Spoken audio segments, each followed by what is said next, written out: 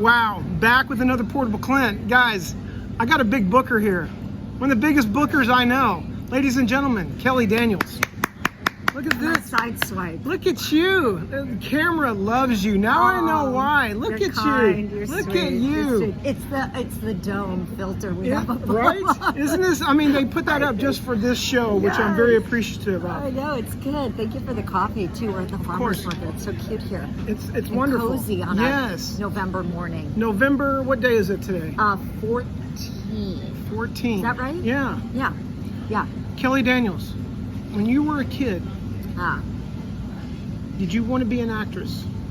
I think I did, and I grew up in Milwaukee, Wisconsin. Okay. So I remember being really little and my Uncle Denny doing like this home movies and stuff, and my siblings would always be like, "Oh my God!" Like, because I just always vied for the camera. Sure. Yeah. You know what I mean? And then we wrote plays in the summer. We would summer in northern Wisconsin in Minocqua, and my sister and I would write plays for all the families that got together. I always wanted to be the funny, a funny thing. So sure, I think I circled the wagons around it, and kind of knew I wanted to get out. Circle the wagons. I like that. I like that. You know what I mean? Yeah. Okay. Among other things, there were other things I was a maker. I made things from very small on. I loved to make things with my hands. Really? I was really big on that, and that sort of dropped away when I became a teenager. I have a theory about that, but and I've later in life reflected upon it. But have you gone back to making things with your hands again? A bit. I'm a bit. Not as much as I did, but I'm trying to circle back to that. Well, you should. You should. Yeah, in a different way, in a little bit of a different way. I like that. Yeah. Okay, yeah. Keli. Yes. Was there a movie? Was there a TV show? Was there something that made you go, "Hey, I want a piece of that"? Back in time, huh? Back in time. I think something as a child that made a big impact on me, and really there was no role in it that I was like, oh, maybe there was Chitty Chitty Bang Bang. Okay. Chitty Chitty Bang Bang made a big impression on me because I saw it in the movie theater, and I think truly scrumptious. I mean, I don't know if that I aspired to that, but I did. There was something about the music, the grandness, some aspect of that. But again, I don't think I'm sort of like that. I don't think I have that typical trajectory, because even in high school, I got a little shy in high school. I'd never had the leads in plays. But you went out for plays, though. You were in plays? I did. And I was a synchronized swimmer, so that was my performance. Look at you. I was a Nyada's girl. It's water ballet. I guess that's Greek for water ballet. Yeah. For synchronized swimmer. So we were costumed, we choreographed, we had music, stuff like that. That was my big thing in high school. Okay, when did you start entertaining the thought, hey, I want to go and be in Los Angeles? Was LA your first big? New York. You went to New York? Yeah. How old? I went to New York when I was just 18. I graduated high school, but it's very circuitous. Circuitous, what does that mean? Circuitous, like not a straight line. Okay.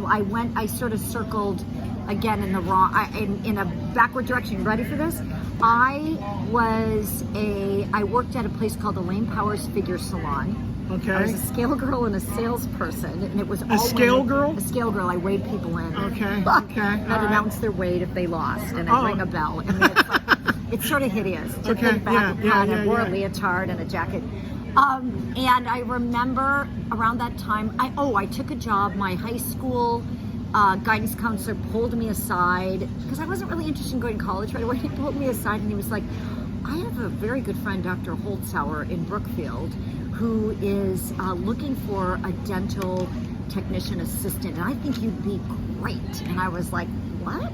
Yeah. That seems kooky. Yeah. That just seems like, what? I had a really cute convertible Carmen Ghia.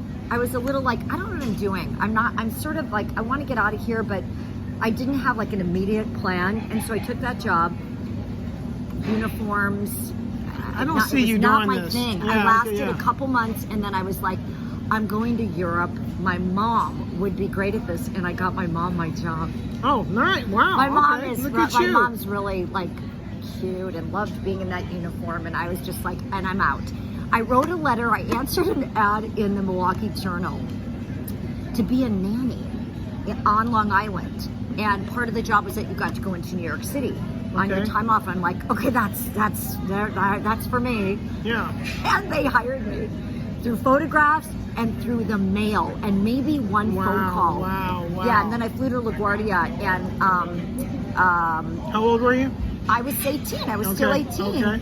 And Deirdre Klein came to the gate in her long mink coat and picked me up. And it was just like, what am I doing? Anyway, so that was also another sort of missed moment for me, because I landed there for a bit going, what am I doing? But I get to go into the city. Yeah.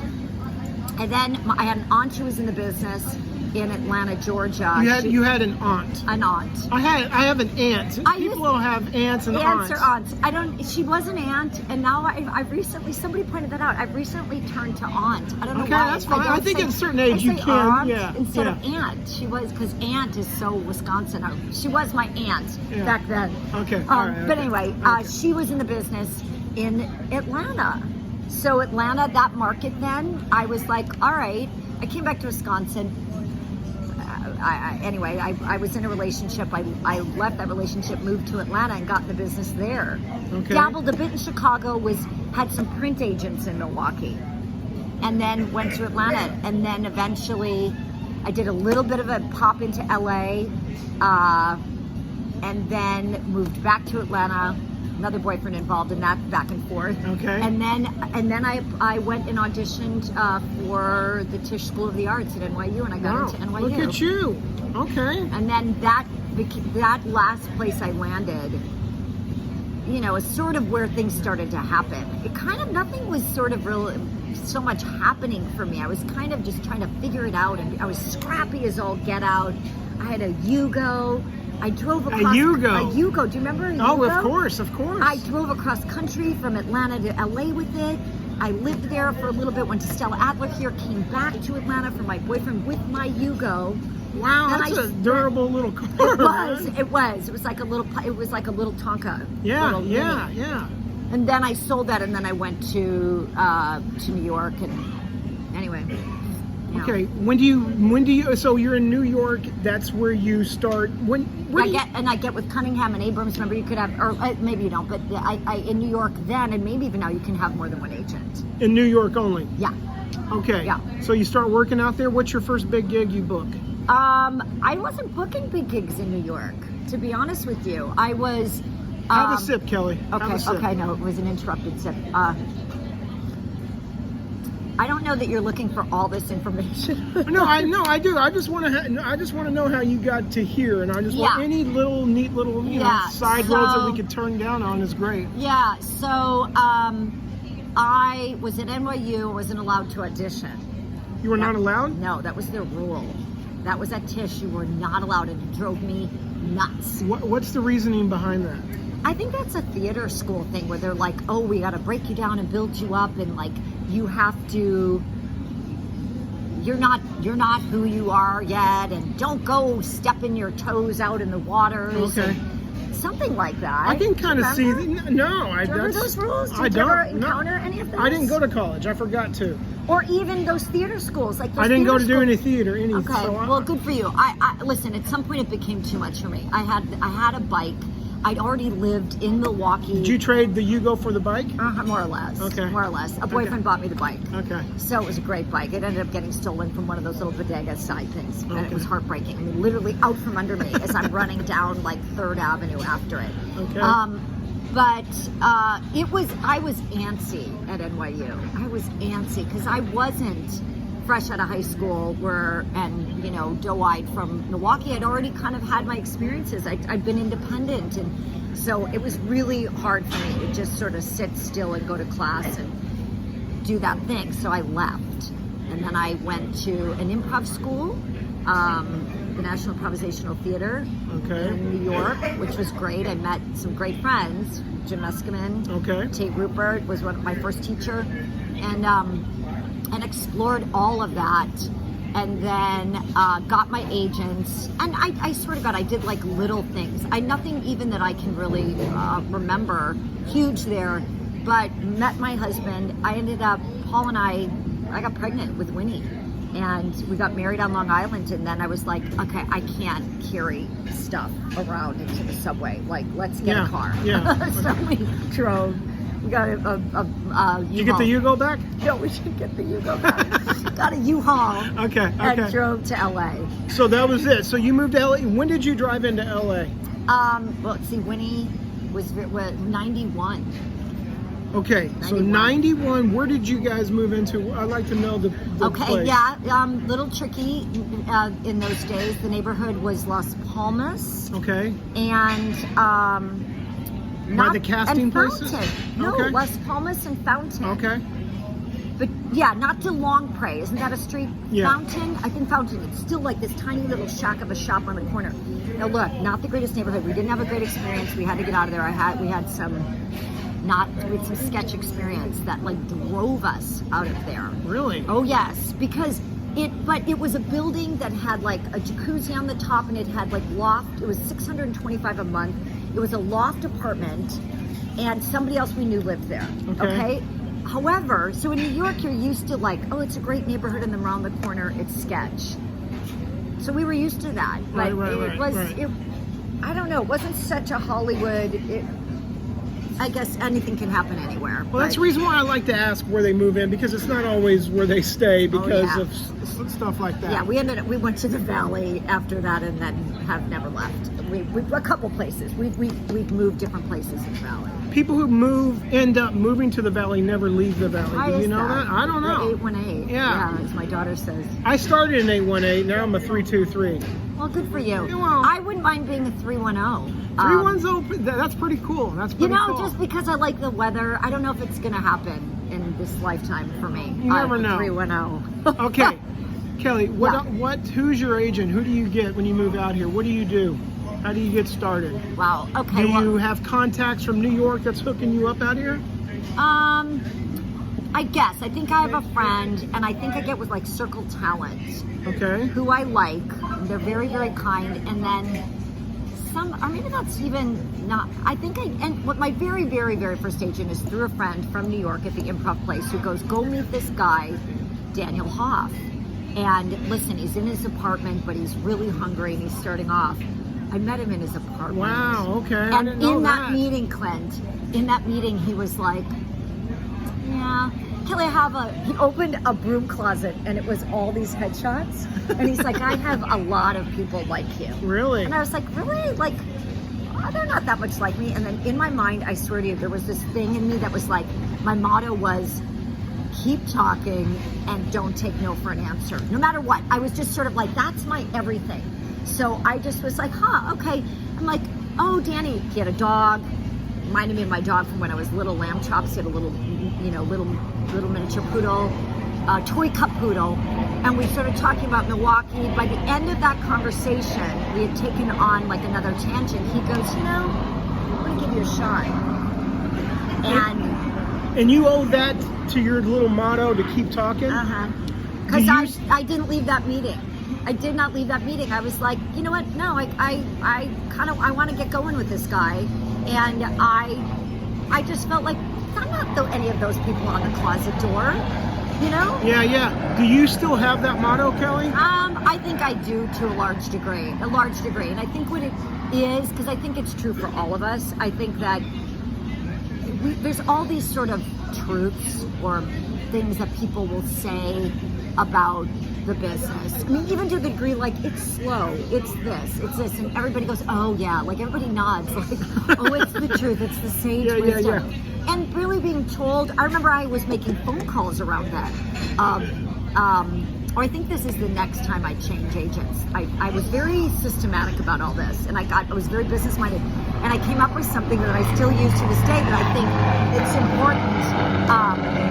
In the business, I think it's 90-10. We are always 90, and I think people get agents and think like, oh, I can. Oh, oof, Now I just need to do 10% of the work. Yeah, well, they're getting 10. We're still being paid 90. We still need to do 90. Amen. So I've always followed that rule. Yes. So it's 90-10. So do the 90. So I think especially in that moment of like, there's people like you, da da da da da. It was like, that's not really true. Nobody who's like you, who's like me. That's just not Kelly, true. I Who's love like that you anybody? thought that, man. I love that you thought that. Hey, Kelly, I got to ask you a question really quick. Sure. What did you want to do when y'all moved, when you packed up the U-Haul? What is it that you were moving out here to do? Well, honestly, I really wanted to do television. I really wanted to do TV. I think I knew that, I think commercials were always in my consciousness because, like I said, this aunt Robbie of mine in Georgia, she was working that market there, and she taught me a lot because she was so early. She had a desk. She was she like treated it like, she had relationships, and she introduced me to agents there, and I learned really early, like, go to a meeting and have good manners and be engaged. It's not like this stiff weird thing. It's like, we're real people, they're real people. You know what I mean? Yeah. So I knew that commercials were sort of a thing to do, and I aspired to it. Like, oh, that's great. Why not? Jim Eskerman was another role model of mine, to be honest with you, and he was cleaning up. He was doing these great grocery store things back in New York, where he was improvising and being a man on the street in grocery stores. He was beyond. He was like the god. And so I'd always go, gosh, what are you doing? And Jim would give me these little things like, write a couple letters, or, he would just give me little tidbits of advice in New York, like passing him on the street or at an audition or something.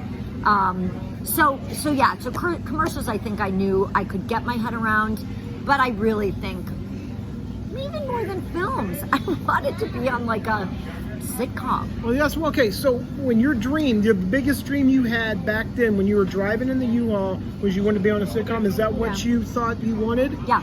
Okay. Yeah. And I mean, that I have not been on a sitcom, but But you will. I mean, I still believe it. Yeah.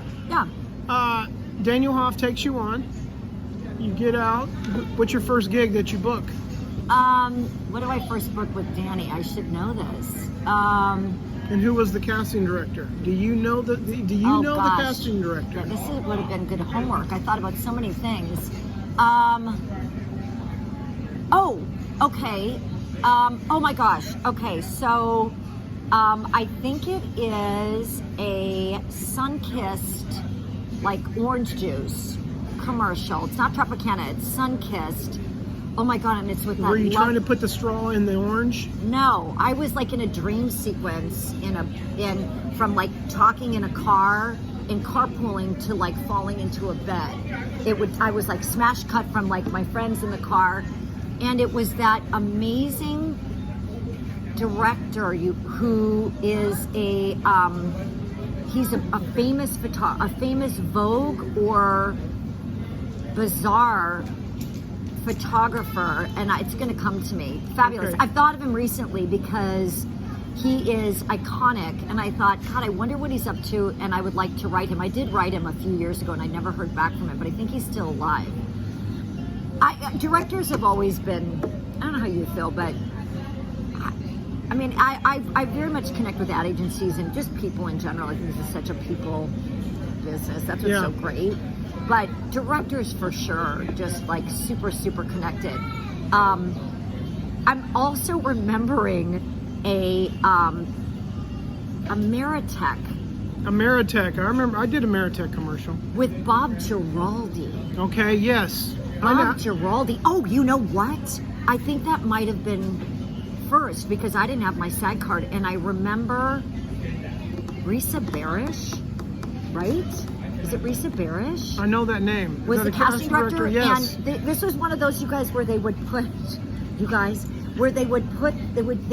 everybody from the ad agency and the director behind a screen. Do you remember that? No. Down on Ivar. Oh yes. And you go downstairs and then you wouldn't see them. Yes. So, and I was with a comedian. I was thinking about him the other day.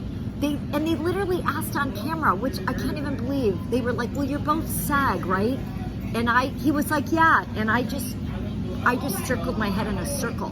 I just was like this. Because you weren't in SAG yet and you didn't No. want them to No, I count didn't you want out. to be like, you have to tap partly. Sure, yeah. So I ended up working with Bob Giraldi, and I ended up working with him a few times. Do you remember him? Yes, I do. How do I know Well, him? How do I know he him? did athletes. He did like big. I know I worked with him. Oh, he was very strong. I got along very well with him. He did huge like athletes basketball campaigns, and I did a few jobs with him. But Okay, yeah. Keli, I don't know if you know this, but you were in a movie called Crocodile Dundee in L.A. Well, I do know that. I do. Did you book that here or did you book that in New York? No, I booked that here. Because it was obviously Crocodile Dundee in L.A., right? That was Yes. the sequel. Yes. Yes. And that's one of your very first credits. Yeah. Do you know that? Yeah, I think it is. And you played Dee Dee.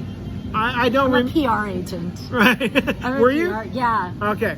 And I met a really fabulous friend. I should let you finish, but No, I don't. I'm not going anywhere other than I just want to let you know that you were in that movie. I was. And that was, to me, when I look at that's what I'm thinking. That was your first credit. Yeah. Out here. That Is was that- my first IMDb credit, I believe. And I met Jerry Burns, who's a Wait, friend. how do I know and Jerry he's Burns? I know fabulous. You should see if you. I don't know if you know Jerry. Jerry Okay. would probably do this. Jerry's wonderful. Is he? Oh, Jerry is Jere Burns. Jerry is a fabulous actor. He was on Bates Motel for I think 1 or 2 seasons as a really creepy. He's not done a ton of things. I mean, that's like a random credit for me to choose. Yeah. But he's a Okay, terrific. I'm looking him That was up. one of the best things. That director was lovely too. He sent me a letter. I mean, like, you know when you work with people who are so kind and you're like, he's sending me a letter? I love it when I get a letter because no one does it anymore. No, I know. So whenever anybody takes the time, like I love it when I get a letter from a director. Well, I know. That's that was the best. That's who it was. But do you send letters? No, Do you write? but I want to. I do still, but not. Do as, you? Yeah. Tell and, me who do you send a letter to and why? And I'm going to say this. I'm not great at it. I try to be, and I'll be like, write to blah blah blah, and then it'll like I never wrote to that person. I do. My sister is a photographer and an artist. My Okay. younger sister, and she makes beautiful cards. And they're just stunning. They're like special on rag paper with a photo, and they're so gorgeous that I'm like, somebody would want to get these. So I always have a stack of them, and that feels like something special to send someone. Sure, because yeah, it feels yeah. a little bit like a piece of art in the mail. And I might write to a casting director or to a producer or a director, especially in television. After you have worked with them, Yeah. or when you haven't worked with them in a while. No, I mean, sure, that would be a good thing to do, and I've done that. Just to be like thinking if I've thought of them, I have done that. Again, you guys, I think I used to be better at this, and I just think it's a good practice as we're discussing what it's like to get something handwritten and nice. Yeah. It's not. We have to remember that it's not only nice to receive it; it's nice to give it. You know? It's an old, as my mom would say, don't text me, write me a letter. Seriously, I mean that's great. I mean, Yeah. we do need to pick that back up. Well, and do you ever, my grandmother is no longer alive. She died at 90 something, and I was her pen pal when she left Milwaukee and moved to Florida, and I had special stationery. It was scented. She saved every letter. Good for her. Yeah. My uncle handed me a stack That's in awesome. a box that I could read about the It's just things like a I movie. said to her. Yeah. And it just brought me right back. I was like, wow, look what I wrote to her. Look at the detail, you know? And now we have to scroll through text to see what we said. I know, and then get rid of them because Yeah, your phone exactly. storage is full. Keli, when do you start booking commercials? When do you go, wow, man, I'm booking a lot of commercials here? Probably, you know, when he was a baby, and there were some, I think it took a turn. I remember a certain turn. I remember a couple jobs, and it's funny because for me, I don't know. I just think like mindset is a lot. Mindset is sort of huge. I think it's really, we always have to keep ourselves it's not an easy business. No, It's not at an all. easy world we live in. And I think not. it's always to sort of check back in. I remember a job I did with Arlene. Arlene Schuster-Goss. Yes, and it wasn't Michael Karbeldikoff. Maybe it was. No, it was. Do you remember Michael Karbeldikoff? I don't, but I'm bad Well, with names. he's an older guy now, and he was a big guy. And I literally, you ready for this? Yes. I got a phone call from my friend Penny Wiggins. Penny said, Kelly, I just went to an audition, and I think you should go. You have to. I think you're working at Starbucks. It just seems so much more you than me. I didn't. I just went.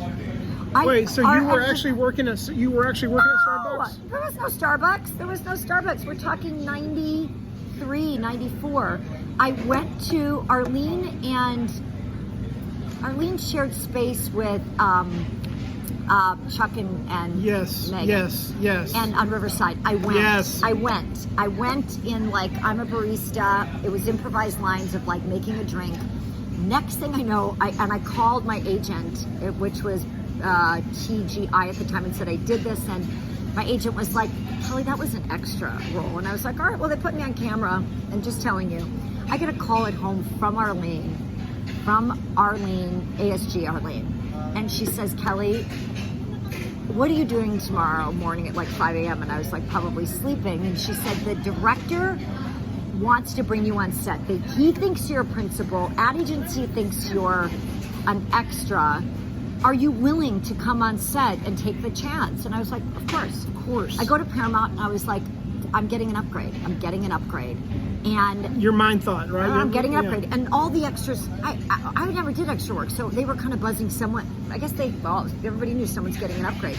I went to set and I stood next to the chair where I saw the camera. Like, oh, that's where the lead is. I got right to, you get yourself ready. Yeah. And I stood there and he came and said, Taylor Nichols was the lead guy. He came and said, Kelly, I'm Michael, that's your camera. Taylor, I'm Michael, that's your camera. And they said, go back to makeup.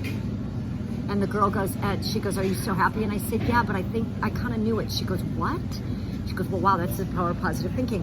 And I literally walked a contract. It was a Buick spot. Oh, nice. Buick, where I poured coffee all day and a car ran in the close-up of my eye. Clint, that was my first biggest. That was when I knew. And I'm talking, crazy money. Yeah. I know the good old day, good old day, crazy money. But that's when I was like, oh yeah, okay, this is kind of good. And I was a mom. I was a young mom. I never asked this question. Oh. But because you're saying crazy money, can you kind of ballpark it? And again, because it was a long time ago, it's not like we're still making that today, so we're not like sitting around bragging. Yeah. Give me a ballpark. Well, remember, and I've heard good money. There's still good money. I'm going to just say it, you guys. I still think there's some of those. I agree. Those lottery jobs. I've heard. There is. I've heard. I hear. Yeah. But this was a job that ran for its 21 months, and then it renegotiated, and then it renegotiated. So it was, and I wasn't even keeping that great a track, but it was way in the 100. Way up. Okay, and that is because you were willing to take a chance to go to an audition that you weren't invited to. Kelly. I technically crashed. I mean, I'm so I don't even know how I pulled it off. Let me ask you something. Would you do that today? I have done it. I did another thing like that, where, Kinka Usher? Of course I do. I can say Kinka, great Kinka. My daughter had an audition, and she was singing, and I was taking singing lessons with her singing teacher, and I was like, I'll come with you. I signed in. They were like, Did you already know that you were going to be doing this, or were you really just tagging along, just bringing her? Or no, did you? I went with her. Okay. I figured so. Go ahead. I went with her. I signed in. I went in the lineup. They couldn't find my name. I mean, this is really bad. Casting directors are going to be like, Kelly, do not tell these stories. Because I don't know. This is stuff you're never supposed to do. And I'm in the lineup, and they're like, I don't see you in here. And I'm like, I think I just got added. Just keep talking. Just keep talking. Right? Just keep talking. And I got a call back. Winnie didn't, which was kooky, but I don't think she was too young. Hang on, that's the loudest thing on my show. That thing Oh, right that there. girl in that cart. The God cart, love her. the Do we know her cart. name? No, we just, don't. we should know her name because You here she should. comes. Yeah, there she comes. For some reason, it's the loudest thing on the show. Wow. And you'll haven't see it when you noticed play it back. but You'll we'll see notice. it. We're pointing it out. Anyway, Okay, I mean, go just ahead. cut to. It was a really hard job. It wasn't my first job with Kinka, by the way. So I had a really hard job with Kinka, but it was my second job with Kinka. I had an earwig. I had to box like some overture. What song is this? Yeah. Hit 'em, Mom. Something. It was all these lyrics I had to memorize. I just had the thing in my ear looping. It was a job. It was a tough job. I love Kinka. He Yeah. gave me one of my favorite gigs that I've ever booked in my life, so I'll always love the dude. But did he yell at you? Well, not on that job. Not on that job. That's another job. But I proved myself, and on that job I knew better. I said to him, Kinka, if I just said, listen, if I lose a lyric, I know the loop. You don't have to cut. Keep going. And he said, guys, let her go. We're not going to cut. She's a pro. And that's why he loved you, because you fixed the problem that was happening. Even when I was a little in trouble with him on a UPS spot, which was days, I had to plant myself. From the callback, I was set up to know, oh, he's gonna be tough. He's gonna be, Yeah. He knows what he wants. And it was a really interesting job. The second day of the UPS job, I brought my daughter to set because the camera guy knew her from a Sears spot, and I'm like, Winnie, maybe I won't get yelled at if you're here. Oh, And okay. the ad agency knew her. She was little. I took her out of school. I think she was. And you 11. did that just so he wouldn't yell at you? I did it just to sort of gain myself a little bit of compassion. I mean, I don't even know what I was thinking, but that's what I was thinking. Kind of worked that day. Plus, I was on my game day too. He goes, these 3 shots are being put together. And it was dialogue from here to here. I did it, and he's like, well, that's a wrap. He goes, you're just showing off for your daughter. And I said, no, I just brought her in case you wanted to replace me. Very smart, Keli. Very smart. Keli, Yeah. I'm going to ask you a couple quick questions. How many commercials have you booked? Oh. Don't say you don't know, because I know you know. No. I do not know. I do not know. But I actually haven't counted. I've counted, I think it's hundreds, but I do not have a number for you. Why haven't you counted? I don't know. I want to know, I know there's a lot of actresses who come up to you at auditions. What's the number one question they ask you? Oh gosh. When I was booking tons, okay? Yeah. Every actor would come up to me. Go ahead. Hey, what's your secret? What's your secret? Who's your agent? Because they think it's your agent that's getting you all the gigs, but it's Yeah. really you. Yeah. But that's what they always ask me. Hey, dude, who's your agent? That was the reason. Yeah, I know people would always want to meet my agent. I'm super helpful. I've always been and I teach now. You know teach that. with Sid. With Sid, yeah. Which she's awesome. She is Sid's amazing. absolutely Well, wonderful. Both of please. y'all are the biggest. Y'all are the biggest bookers in the business. Well, I mean, that's you your do know kind. that, right? Listen, I know my history. I know I know what I focused on, and I really figured. I'm gonna say I really spent attention and energy to figure out this world. And maybe to the neglect of other things, but I had another kid when Winnie was 11. Almost 12, when he was about to turn 12 in 3 months, and I had Zoot. So it was a great career. It never sort of threw me, the kid thing. I was along for the ride.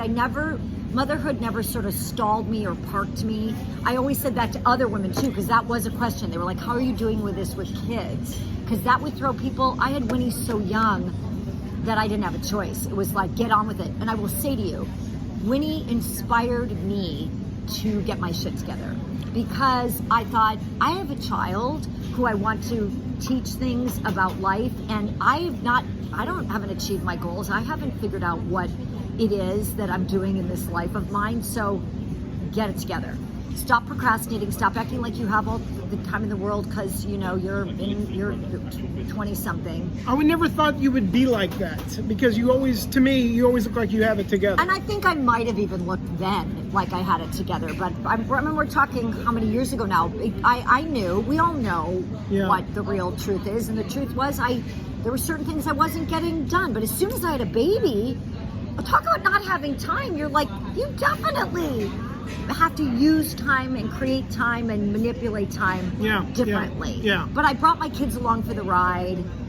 My kids have always been part of the whole commercial world for me. They've worked with me when he's now in the business. Zoot is not interested so much. Now he's like, well, maybe I should do a couple more commercials in high school so I can really get a good car. Yeah, that's smart. I was like, go for it. He's a sax player and a drummer and a basketball player. So he books jobs based on those abilities. You know how now, the business has changed. Commercials are very much like, oh, are you a real iron worker? Well, Are you really an EMT? Yeah, You know what I mean? yeah. Do you really play those? I mean, drummers, I suppose, they've always had to be.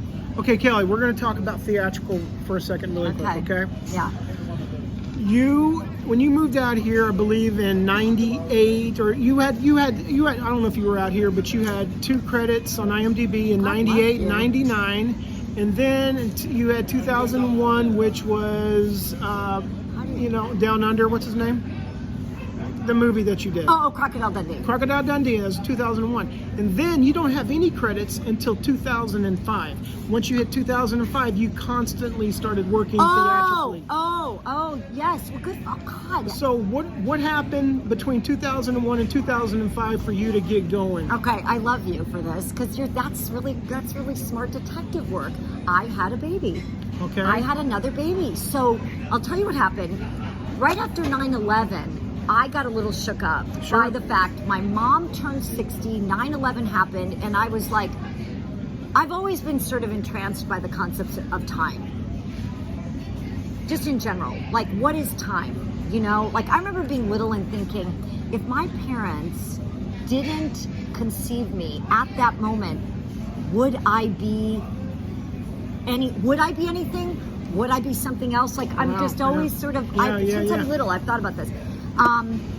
Anyway, I decided, like, oh no, I'm having another kid because I postponed because I was just trying to get things together.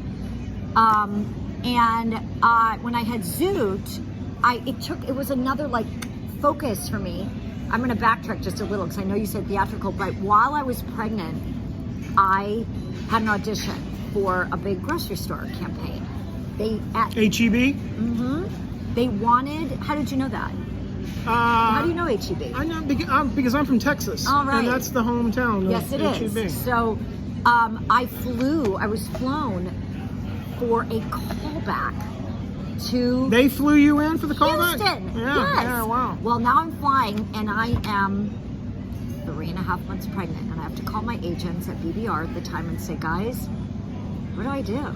Like, this isn't just a one-off. I can hide it. And they're like, we got to tell him. I'm like, fine. Okay, tell him. Well, they kind of fell in love with the idea because I had to shop with shoppers. I had to improvise with shoppers. So they keep flying me back while I'm pregnant. I'm bigger and bigger and bigger. And then they fly me back with Zoot. Wow. And I get to put Zoot in the commercial. Wow. And it was things notched up for me. From the time Zoot was 3 weeks on, commercially, things just took another whatever. You know what I mean? That was 2003. And I never worked more for years after that from him. He was like my Buddha. Good luck.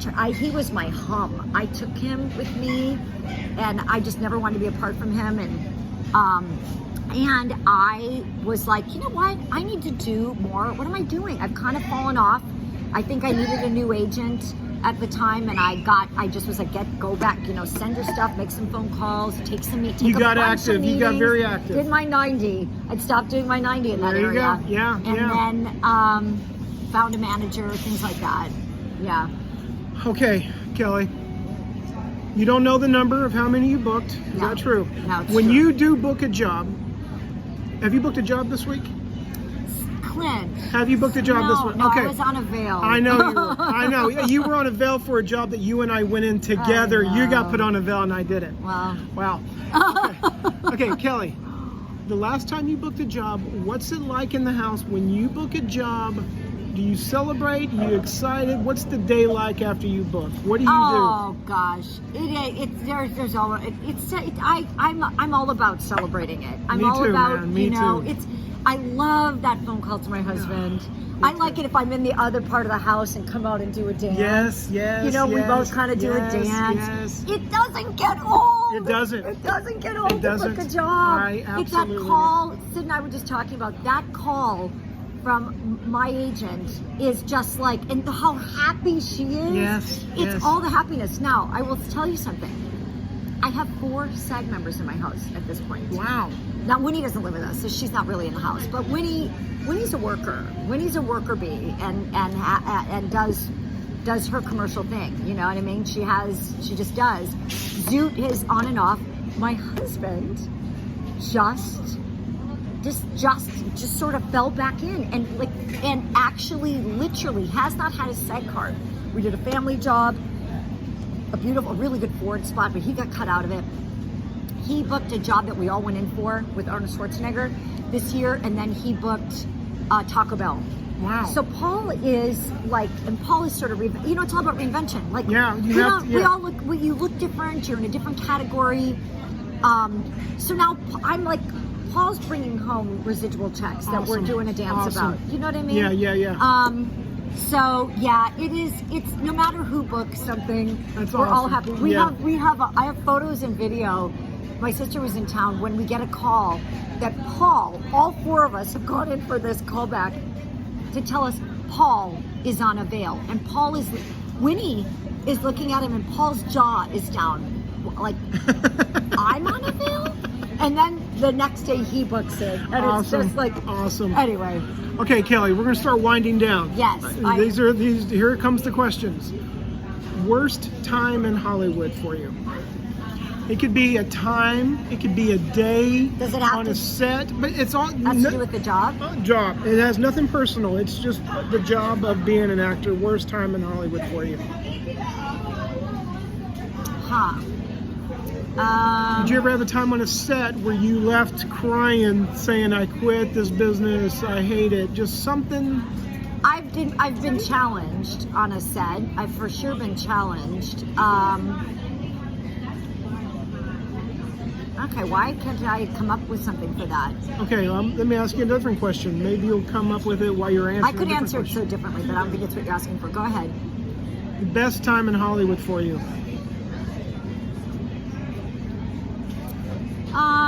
Wow, and you really want this is so good that you're asking like for one solid moment. I think it's a little general, but I think it's when my life was a little more like I knew myself more. It's this period of time when Zoot was a baby. I'll just say that. It's when I could bring my baby to auditions. There was work, there was television work, there was a lot of commercial. It was a consuming, busy 6 a day kind of thing. And I could move in and out of my car. I have other people could hold my kid. I could be a mom and do my thing. That's a great time. See, that's what I'm talking. That's great. I mean, I'll tell you one specific. I flew to New York when Zoot was 10 weeks old, and to be in New York City, to be a new mom, and to be working in New York City in a beautiful hotel in that damn city, that great city, that was like appreciation. yeah. That was real appreciation. I'm always appreciative of a set. It's a favorite place for me to be. Do you know? It's like when you book the job, when you're just like then you're there, and it's like, what's it crafty? What are people's names? Who's my hair and makeup? Come on, Keli, I've always said when you're on a set, you don't think of any problems that you have in life. No. Everything is fantastic when you're on set. Yes. It's a wonderful place to be, and it's like I think it reminds me of camp.